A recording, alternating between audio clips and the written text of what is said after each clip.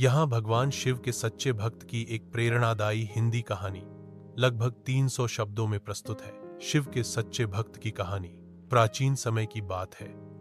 एक गांव में घनश्याम नाम का गरीब किसान रहता था।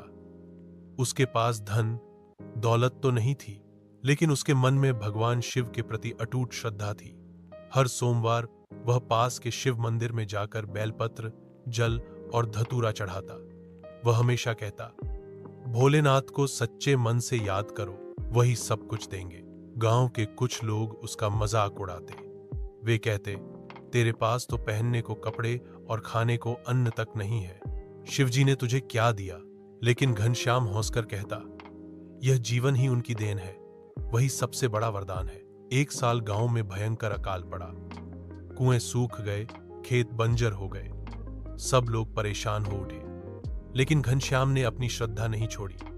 रोज किसी तरह नदी से जल लाकर शिवलिंग पर चढ़ाता और प्रार्थना करता, हे भोलेनाथ, सबकी रक्षा करना।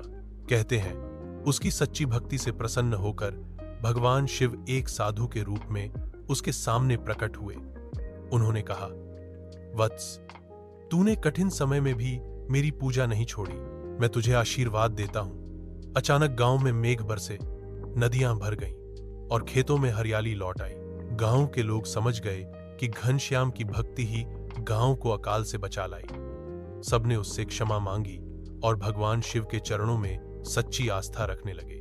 इस प्रकार यह सिद्ध हुआ कि भगवान शिव भक्ति की सच्चाई और मन की निष्ठा को ही स्वीकार करते हैं।